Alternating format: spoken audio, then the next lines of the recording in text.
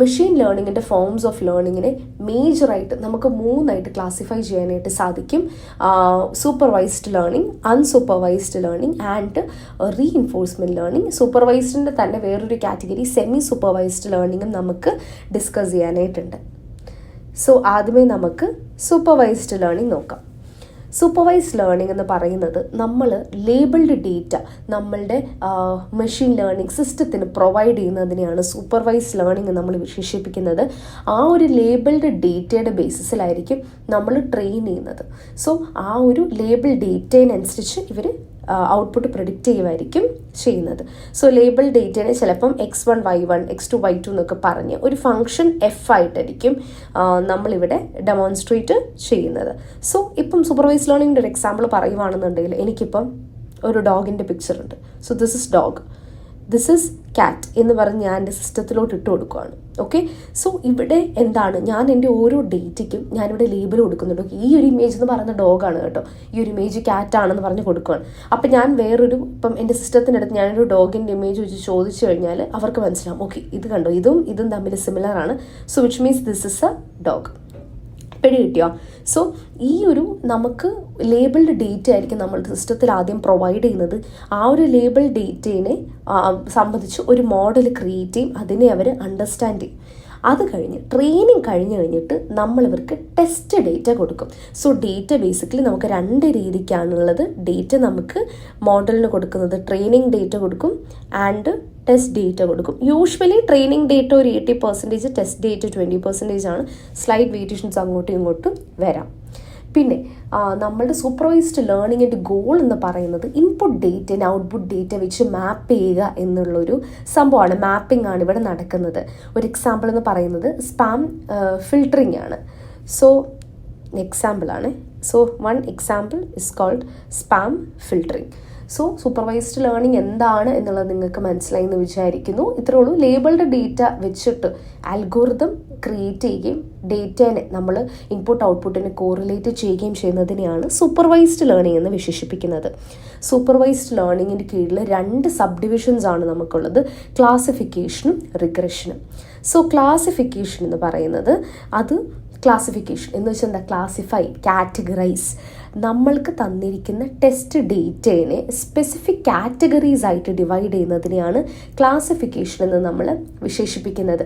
So നമുക്ക് കുറേ data കാണും. അപ്പോൾ അത് പല പാരാമീറ്റേഴ്സ് ആയിട്ട് നമ്മൾ രണ്ടല്ലെങ്കിൽ അത് കൂടുതൽ കാറ്റഗറീസ് ആയിട്ട് ഡിവൈഡ് ചെയ്യുക എന്നുള്ളതാണ് ക്ലാസിഫിക്കേഷൻ കൊണ്ട് നമ്മൾ ഉദ്ദേശിക്കുന്നത്. അതിൻ്റെ കുറച്ച് കോമൺ അൽഗോറിതംസ് എന്ന് പറയുന്നത് ലീനിയർ ക്ലാസിഫയർ, SVM അതായത് support vector machine, decision tree, K nearest neighbours, random forest പോലത്തെ കാര്യങ്ങളാണ്. താഴത്തെ എക്സാമ്പിൾ നമുക്ക് നോക്കാം.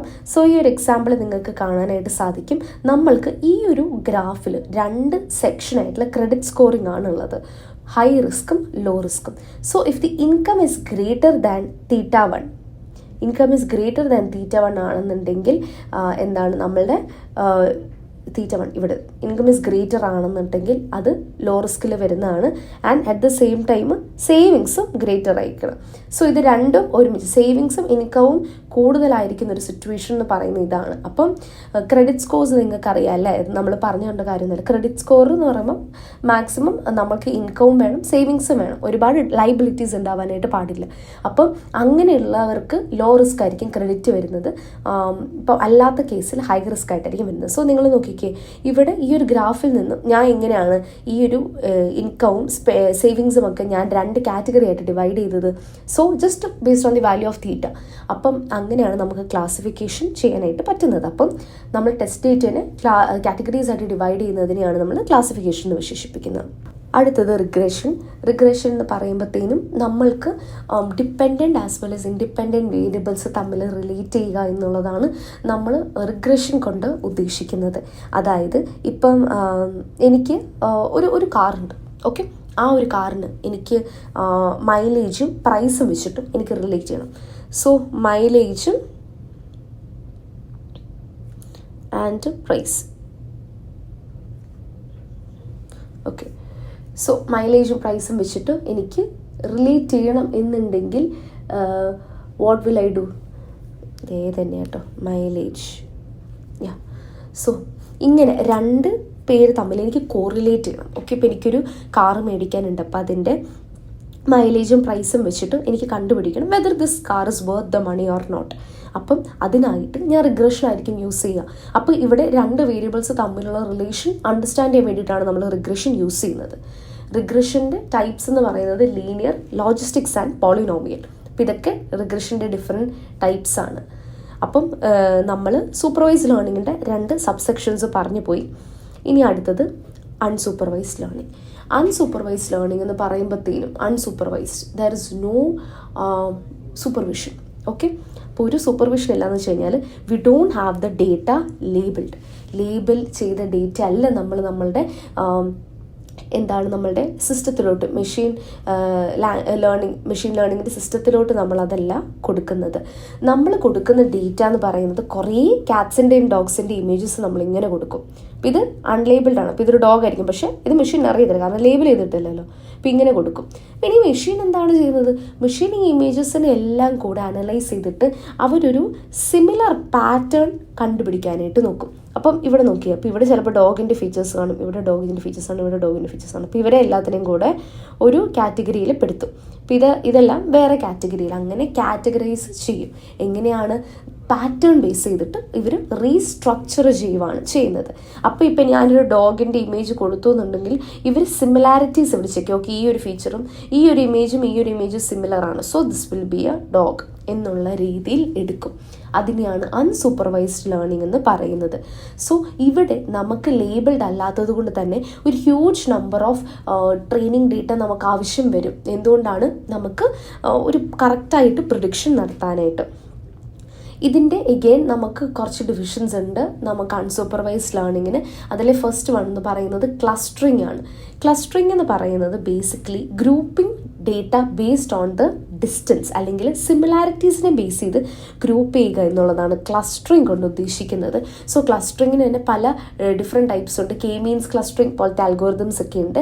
ബേസിക്കലി നമുക്ക് മാർക്കറ്റിൻ്റെ കണ്ടീഷനൊക്കെ അറിയാനും സെഗ്മെൻറ്റേഷനൊക്കെ ചെയ്യാനും ഒക്കെ ആയിട്ട് യൂസ് ചെയ്യുന്ന ഒരു സംഭവമാണ് ക്ലസ്റ്ററിങ് എന്ന് പറയുന്നത്. താഴെ ഈ ഒരു എക്സാമ്പിൾ നിങ്ങൾക്ക് നോക്കാനായിട്ട് സാധിക്കും. സോ ഞാനിവിടെ ഒരു ഇൻപുട്ട് കൊടുത്തു. അപ്പോൾ ഇൻപുട്ടിൽ എനിക്ക് X1, X2, X3, X4 ഉണ്ട്. ഓക്കെ, അതിനെ ഞാൻ നോക്കുമ്പോഴത്തേനും X1ഉം X3യും X4 എന്ന് പറയുന്നത് സിമിലാരിറ്റീസ് ഉള്ള അല്ലെങ്കിൽ അടുത്ത് നിൽക്കുന്ന ആൾക്കാരാണ് എന്നുണ്ടെങ്കിൽ ഈ X1നെയും X3നെയും X4നെയും കൂടെ ഞാൻ ക്ലസ്റ്റർ ചെയ്യും, X2നെ ഞാൻ സെപ്പറേറ്റ് ആക്കും. സോ അതാണ് നിങ്ങൾക്ക് ഔട്ട്പുട്ടിലും കാണാനായിട്ട് സാധിക്കും. X2ന് 1ഉം X1, X3, X4ന് 0യും. സോ അങ്ങനെയാണ് ക്ലസ്റ്ററിങ് വർക്ക് ചെയ്യുന്നത്. ഇനി അടുത്തത് ഡൈമെൻഷനാലിറ്റി റിഡക്ഷൻ.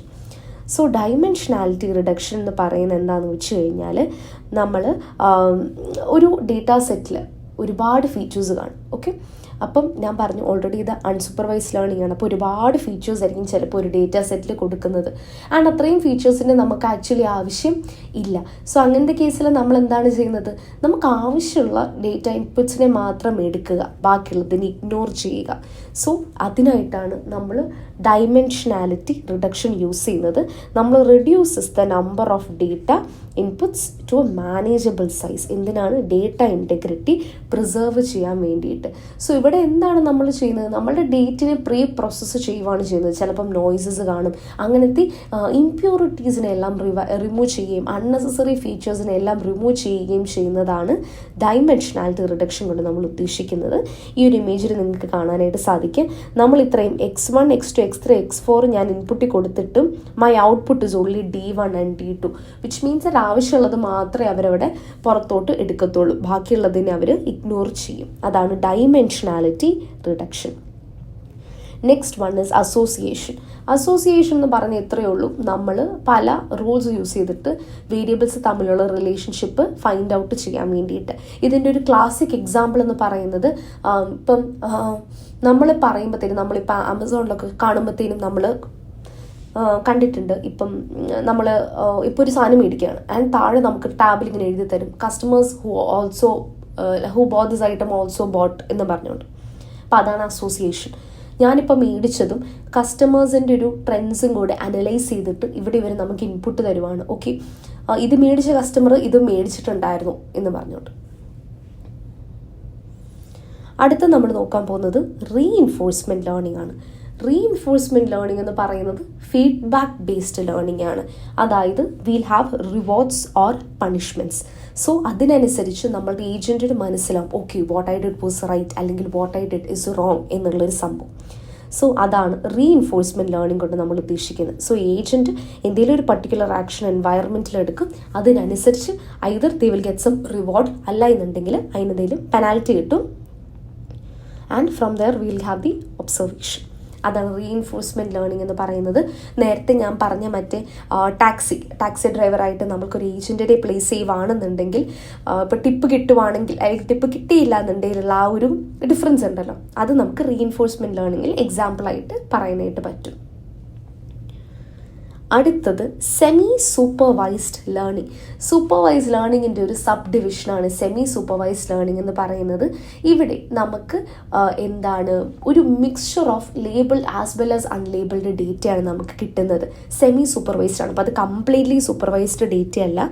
സോ മിക്സ്ചർ ഓഫ് എന്താണ് labelled as well as unlabelled data ആയിരിക്കും നമുക്ക് കിട്ടുന്നത്. അപ്പം അതിനനുസരിച്ച് നമുക്ക് എന്താണ് ഒരു കൺക്ലൂഷനിലോട്ട് എത്തുക എന്നുള്ളതാണ്. പക്ഷെ ഇവിടെയുള്ള ഒരു പ്രശ്നം എന്താണെന്ന് വെച്ച് കഴിഞ്ഞാൽ ചിലപ്പം ഈ കൊടുത്തേക്കുന്ന ലേബിൾസ് ട്രൂത്ത്ഫുൾ ആയിരിക്കണം എന്നില്ല. ഇപ്പോൾ ഒരു എക്സാമ്പിൾ പറയുകയാണെന്നുണ്ടെങ്കിൽ നമ്മളൊരു സിസ്റ്റം ബിൽഡ് ചെയ്യുവാണ് where will guess the person's preference towards coffee, drinking coffee. ഇപ്പോൾ ഒരു പുള്ളിക്കാരൻ പറയുകയാണ് യെസ് എനിക്ക് കോഫി കുടിക്കാൻ ഇഷ്ടമാണ്, പക്ഷേ ആക്ച്വലി ചിലപ്പോൾ ആ പുള്ളിക്കാരൻ കള്ളം പറഞ്ഞത് അങ്ങനെ എന്തെങ്കിലും ആണെന്നുണ്ടെങ്കിൽ ആ ഒരു ട്രെയിനിങ് ഡേറ്റിൽ നമുക്ക് അവിടെ ഒരു കറപ്ഷൻ സംഭവിച്ചു അല്ലേ. അപ്പോൾ അതൊക്കെ നമുക്ക് റിയൽ ലൈഫിൽ ഒരു ഫാക്ടറാണ്. അതുപോലെ തന്നെ നോയ്സ്, ലാക്ക് ഓഫ് ലേബിൾസ് ഒക്കെ ഇവർ തമ്മിലൊരു സൂപ്പർവൈസ്ഡ് ആൻഡ് അൺസൂപ്പർവൈസ്ഡ് ലേണിങ്ങിൻ്റെ ഇടയിലൊരു ഗ്യാപ്പാണ്. അപ്പോൾ അതിനെ ബ്രിഡ്ജ് ചെയ്യാൻ നമുക്ക് സെമി സൂപ്പർവൈസ്ഡ് ലേണിംഗ് യൂസ് ചെയ്യാം. സോ സെമി സൂപ്പർവൈസ്ഡ് എന്താണ്? Mixture of labelled and unlabelled data and അതിനെ ബേസ് ചെയ്ത് ഇപ്പം കുറച്ച് മെഷീൻ അണ്ടർസ്റ്റാൻഡ് ചെയ്യാനും ബാക്കി മാപ്പ് ചെയ്തെടുക്കാനും രണ്ടെണ്ണത്തിൻ്റെയും ഒരു ഹെൽത്തി കോമ്പിനേഷനാണ് ഈ ഒരു ലേണിങ്ങിൽ വരുന്നത്.